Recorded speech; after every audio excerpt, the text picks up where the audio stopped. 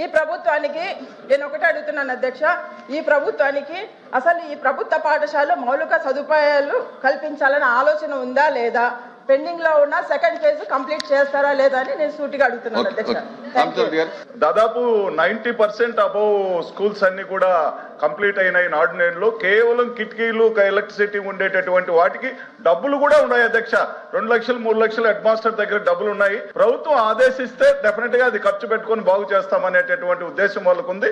అది రిలీజ్ చేయవలసిందిగా అది కోరుతూ, తర్వాత అధ్యక్ష దాదాపు ఈ 3 సంవత్సరాల్లో 70,000 మంది పిల్లలు గవర్నమెంట్ పాఠశాలలో చదివే పిల్లలు ప్రైవేట్ పాఠశాలకు పోవడం జరిగింది. దానికి ప్రధాన కారణం ఏమిటంటే 12(1)C ఆర్టీఐ యాక్ట్ చట్టం 12(1)C వల్ల ఈ పేద విద్యార్థులంతా కూడా మొట్టమొదటి గవర్నమెంట్ సీట్లు ఫిలప్ కావాలి, తర్వాత ఎయిడెడ్ సీట్లు ఫిలప్ కావాలి, తర్వాత ప్రైవేట్ సెక్టర్లకు పోవాల్సిన అవసరం ఉంది. ఈ చట్టం వల్ల మనకు గవర్నమెంట్ పాఠశాల నుంచి ప్రైవేట్ పాఠశాలకు పోవడం, అది కూడా మనం ఫీజు రియంబర్స్మెంట్ ఇస్తున్నాం అధ్యక్ష. వాళ్ళకి ఫీజు రియంబర్స్ ఇచ్చి మనం పంపించాల్సిన ఇబ్బంది కలుగుతుంది అనేటటువంటి ఉద్దేశంతో ఈ చట్టాన్ని తమిళనాడు తర్వాత తెలంగాణ ప్రభుత్వాలు పక్కన పెట్టడం జరిగింది. కాబట్టి ఈ చట్టాన్ని పునఃపరిశీలించి. మేడం గారు ఫస్ట్ ఫేజ్ గురించి మాట్లాడారు అధ్యక్ష. నేను అడిగేది ఏంటంటే, అంత చిత్తశుద్ధి ఉందంటే పేమెంట్లు ఎందుకు చేయలేదు అధ్యక్ష? మీరు పేమెంట్లు చేసేస్తుంటే ఇబ్బంది ఉండేది కాదు కదా అధ్యక్ష. ప్రజాప్రభుత్వ అధికారులకు వచ్చిన తర్వాత 500 కోట్ల రూపాయలు మేము చెల్లిస్తాం కూడా జరిగింది అధ్యక్ష. నేను చాలా స్పష్టంగా చెప్పాను. దాన్ని పూర్తి చేయండి అధ్యక్ష, దాన్ని పూర్తి చేయండి. మీ అన్ని ప్రశ్నలకు సమాధానం చెప్పేదానుకున్నా. పోయిన సెషన్ లో విద్య సంబంధించిన షార్ట్ డిస్కషన్ జరిగింది. ఆ నోటు మీరు వాకౌట్ చేశారు అధ్యక్ష. హౌస్ లో ఉంటే ఆ రోజే అడుగు ఉండొచ్చు. వాళ్ళు ఎందుకు వాకౌట్ చేశారో మీరు ఆలోచించుకోండి. మీరు వాకౌట్ చేశారు కనుక సబ్జెక్ట్ మీకు తెలియట్లా అధ్యక్ష. మేము 500 కోట్ల రూపాయలు చెల్లిస్తాం జరిగింది. నంబర్ 2 అధ్యక్ష, అద్భుతం, అమోఘం, చాలా అద్భుతమైన రిజల్ట్స్ వచ్చినాయి అంటున్నారు. వాళ్ళు ఎందుకు అధ్యక్ష మ్యాథ్స్ సర్వేలో మీరు పడిపోయారు? నేను సూటిగా ప్రశ్నిస్తున్నాను. ఇక్కడ కూటమి ప్రభుత్వం 2014లో అధికారంలో వచ్చింది అధ్యక్ష. ఒక ఉదాహరణ తీసుకుంటా, లాంగ్వేజ్ తీసుకుందాం అధ్యక్ష. 3rd క్లాస్ లాంగ్వేజ్ మేము 253, 5th క్లాస్ 231, 8th క్లాస్ 244 ఉండేది అధ్యక్ష. మేము తీసుకొచ్చిన సంస్కరణలు, ఆనాడు గంటా శ్రీనివాస్ గారు విద్యాశాఖ మార్చులుగా ఉన్నారు, ఆయన తీసుకొచ్చిన సంస్కరణ వల్ల 364, 339, 308 కి పెరిగింది అధ్యక్ష. గత ప్రభుత్వంలో ఏమైంది అధ్యక్ష? 364 కాస్త 311 పడిపోయింది, 339 కాస్త 294 పడిపోయింది, 308 కాస్త 292 పడింది.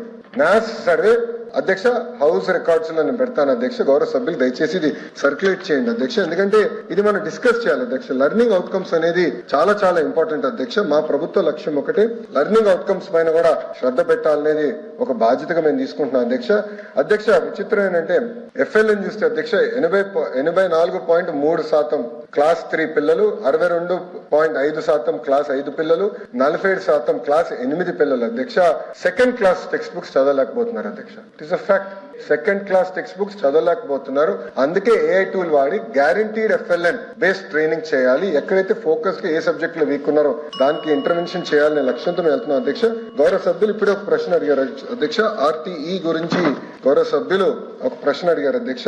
గౌరవ సభ్యులు అడిగినట్టు ఇదేంటంటే సుప్రీం కోర్ట్ ఆర్డర్ అధ్యక్ష. ఆర్టీ అనేది ఇది రాష్ట్ర చట్టం కాదు, supreme court order. It is mandatory in nature, it is binding. ఒక రాష్ట్రం అమలు చేయలేదు, ఒక రాష్ట్రం చేసినది కాదు, it is binding in nature అధ్యక్ష.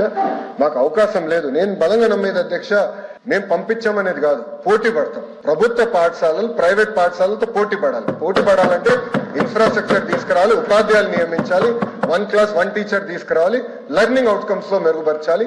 అందుకే మెగా పేరెంట్ టీచర్ మీటింగ్ కూడా తీసుకొచ్చి ఉపాధ్యాయులు, తల్లిదండ్రులు, పిల్లల్ని ముగ్గురిని అనుసంధానం చేసి ఒక కార్డియల్ ఎన్వైరన్మెంట్ క్రియేట్ చేస్తాం.